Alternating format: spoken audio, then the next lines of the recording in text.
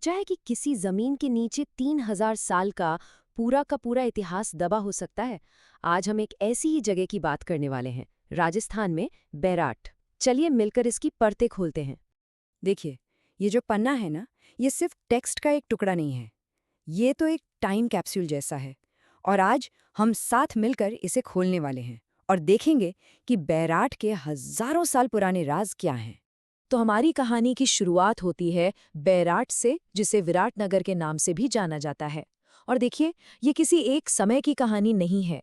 ये तो हजारों सालों से चली आ रही इंसानी बसावट की एक लगातार चलती हुई गाथा है। तो चलिए ऐसा करते हैं। मान लीजिए हम एक पुरातात्विक खुदाई कर रहे हैं और सबसे निचली परत से शुरू करते हैं। यहीं पर बैराट की चट्टानों के बीच हमें इंसानी जिंदगी की पहली आहट सुनाई देती है। यहाँ जो सबूत मिले हैं ना, वो पाषाण युग यानी स्टोन एज की पूरी कहानी कह देते हैं। सबसे पहले पूरा पाषाण काल। सोचिए, वो दौर जब इंसान ने पहली बार भारी भरकम पत्थरों को औजारों का रूप दिया। फिर आया मध्य पाषाण काल, जिसमें औजार थोड़े और छोटे और बेहतर हो गए। और आखिर में नव पाषाण काल, जब क्या खूबसूरती से तराशे हुए, एकदम पॉलिश किए हुए औजार मिलने लगते हैं। तो सवाल ये है कि ये जो पहले लोग थे, वो आखिर इस्तेमाल क्या करते थे? सोच कर देखिए। हाथ से चलाने वाली कुल्हाड़ियाँ, गंडासे, खुरचनियाँ, और ये सब बने होते थे क्वार्ट्ज और क्वार्ट्जाइट जैसे मजबूत पत्थरों से। भीम जी की डुंगरी और गणेश डुंगरी जैसी जगहों पर जब ये औजार मिलते हैं ना, तो उस पुराने जमाने की एक सीधी तस्वीर सामने आ जाती है। अब पत्थर का जमाना गुजरा और फिर आया धातु का युग। और ये एक ऐसी क्रांति थी, एक ऐसा रेवोल्यूशन था जिसने सब कुछ बदल कर रख दिया। तो सवाल ये है कि जब इंसान ने लोहे को काबू करना सीख लिया, तो आखिर हुआ क्या? ये जो बदलाव था ना, वो जबरदस्त था। जहां एक तरफ पाषाण युग की हाथ की कुल्हाड़ियां थीं, वहीं अब लौह युग में तीर की नोकें, भाले और लोहे की तेज धार वाली कुल्हाड़ियां थीं। ये सिर्फ बेहतर औजार नहीं थे, नहीं, ये शिकार, खेती और यहाँ तक कि लड़ाई के तौर तरीकों में आया एक बहुत बड़ा बदलाव था। और अब आती है सबसे हैरान करने वाली बात।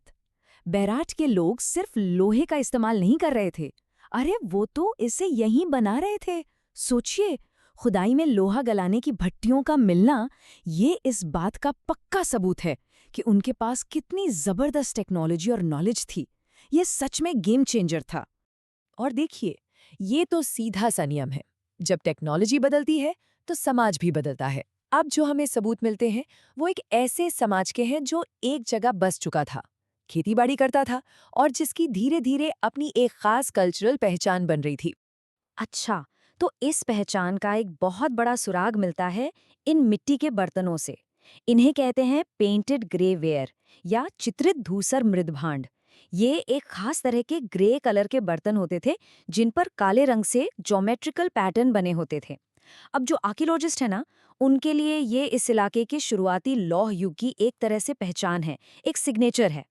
लेकिन कहानी यही खत्म नहीं होती।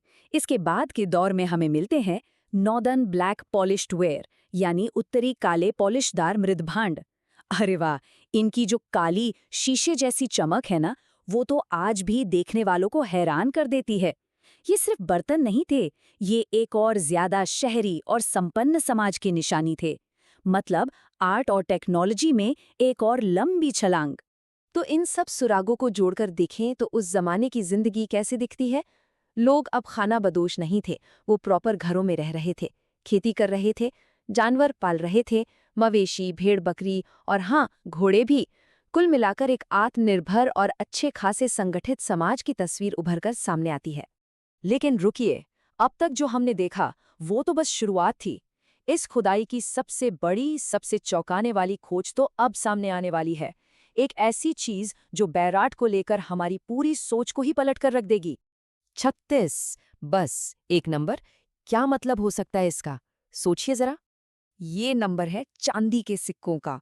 एक पूरा खजाना मिला, कुल 36 सिक्के। और सुनिए, इनमें से 8 सिक्के तो थे पुराने भारतीय पंचमार्क वाले सिक्के, और बाकी 28 सिक्के थे उस जमाने के बेहद सोफिस्टिकेटेड इंडो ग्रीक सिक्के। मतलब एक ही जगह पर दो अलग अलग सभ्यताओं के सिक्के। कमाल है ना। और ये खोज और भी खास हो जाती है इस एक छोटी सी डिटेल से कि ये सिक्के हाथ से बुने हुए एक सूती कपड़े में लिपटे हुए मिले थे। जरा सोचिए, वो कपड़ा, वो पल जब किसी ने उन सिक्कों को इतने संभाल कर लपेट कर रखा होगा। सब कुछ जैसे आंखों के सामने आ जाता है। तो सबसे बड़ी बात क्या है? वो ये है कि कपड़े में लिपटा ये छोटा सा बंडल बैराट की पूरी कहानी को ही बदल देता है। ये इस बात का पक्का सबूत है कि बैराट कोई अलग थलग पड़ा हुआ गांव नहीं था। नहीं, ये तो कॉमर्स और ट्रेड का एक बड़ा सेंटर था। एक ऐसा सेंटर जो हजारों किलोमीटर दूर की दुनिया से भी जुड़ा हुआ था। तो बैराट हमें 3000 साल की एक लंबी कहानी सुनाता है और ये सोचने पर मजबूर कर देता है ना, कि हम आज जहां भी खड़े हैं, हमारे पैरों के ठीक नीचे न जाने और कितनी ही ऐसी अनकही कहानियां बस खोजे जाने का इंतजार कर रही हैं।